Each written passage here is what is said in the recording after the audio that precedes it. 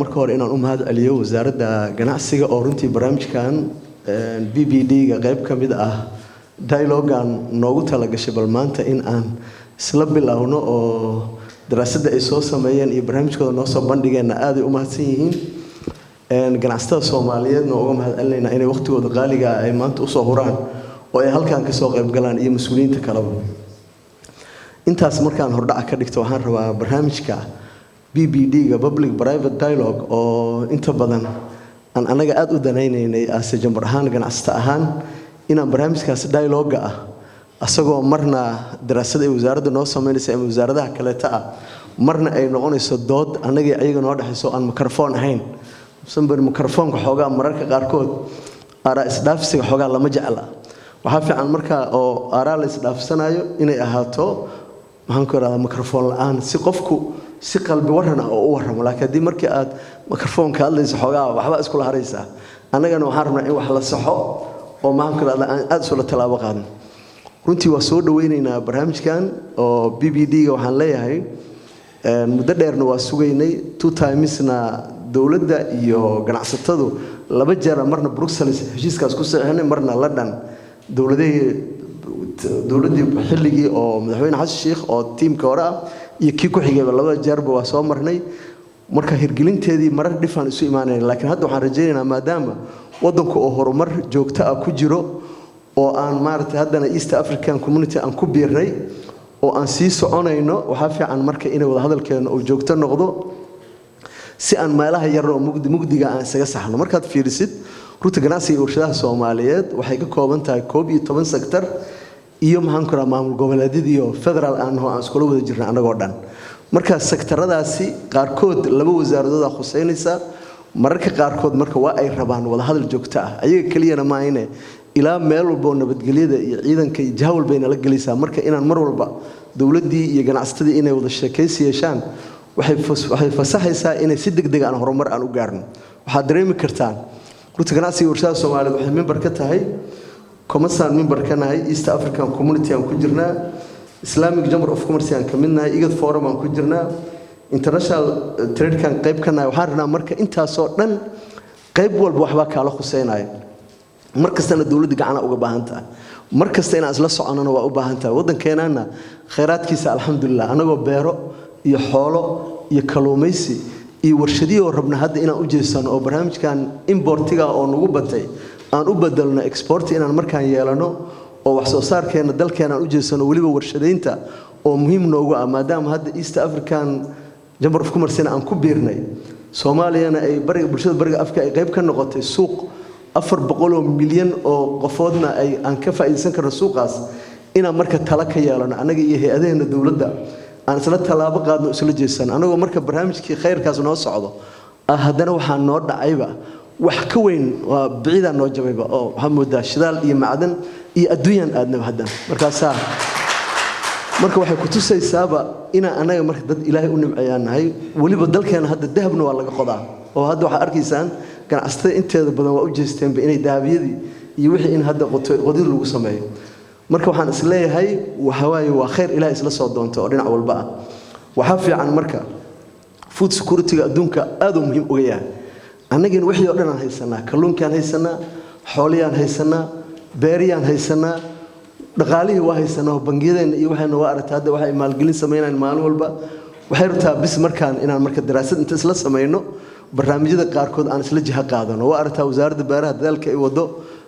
cagaf iyo onad iyo waxay soo celiyeen inkastoo aan isleeyahay markasta in la kala dhowro waxaan qaadanay ganacsiga xorta ah anaga hadda qaadan maadaama ganacsiga xorta aan qaadanay oo aan dhinac u sii jeedno iskaashatooyin iyo ganacsiga bariga ahaan jiray iyo kii hore dadku ma ogtahay qofku wuxuu yaqaano oo inta badan jilaa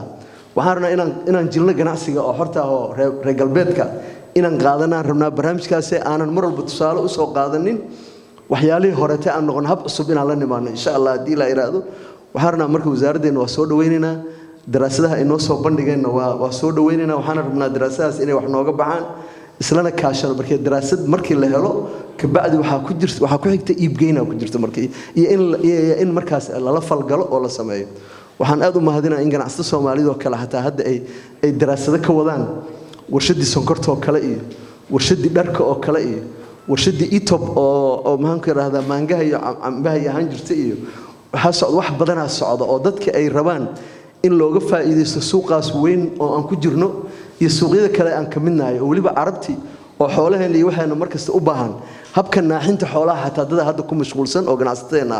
oo beero cusub iyo hab cusub oo cawski oo alfadii iyo cawski loogu talagalay in xoolaha lagu naaxiyo raga hadda u jeestay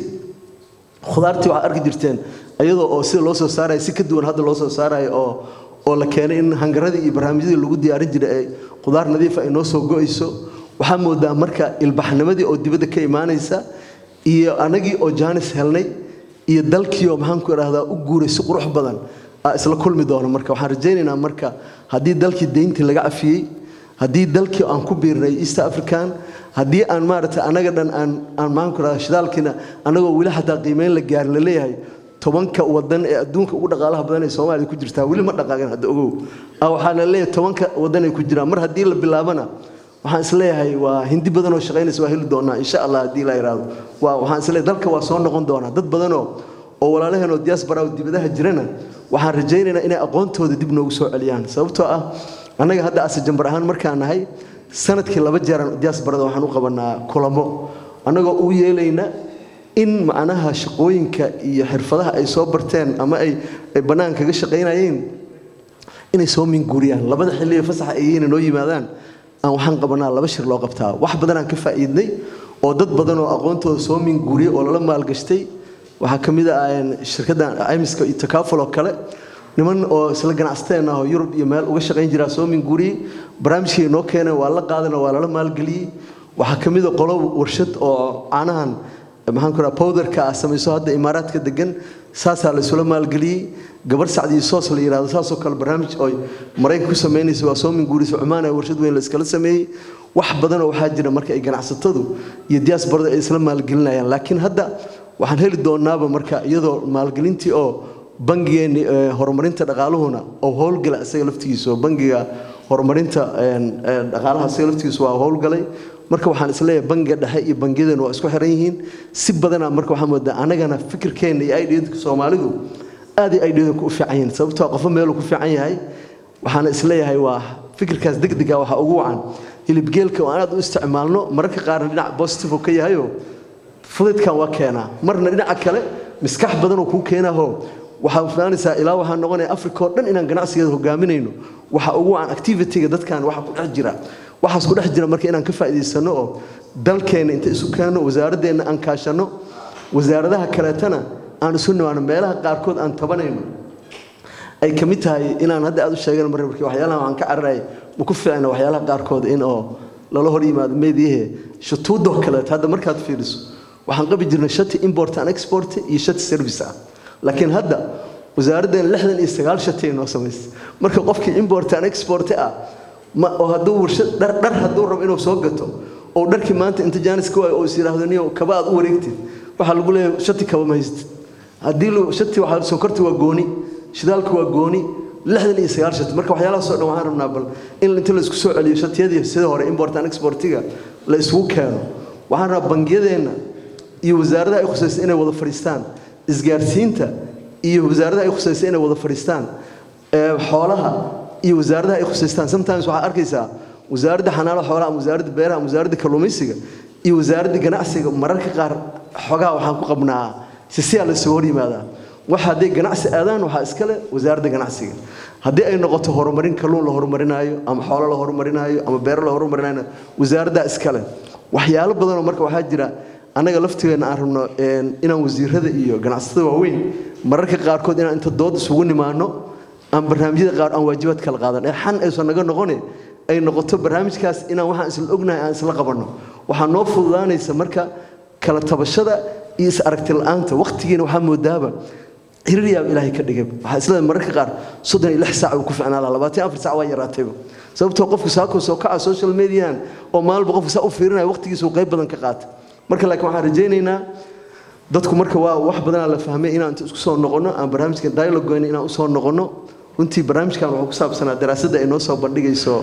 wasaaraddeena iyo barnaamijyada ay isla qabteen laakiin hadda waxaan uga faa'iideysanaa maadaama dialogue oo noo bilaabanayo waxaan codsanaynaa wasiiradeena ganacsiga iyo tiimamka la jiraba dialogue aan microphone lahayn inaan isugu nimaano oo nala azumo wasaaradaha si aan mararka qaarkood marka wixii horumar uga wada hadalno wixii saxitaanana aan isugu sheegno marka waxa imaanaysa isla talaabaqad degdeg aad u mahadsantiin waqti wax badan oo loogu talagelinaan galay hal iga assalaamu calaykum waraxmatullaahi wabarakaatuh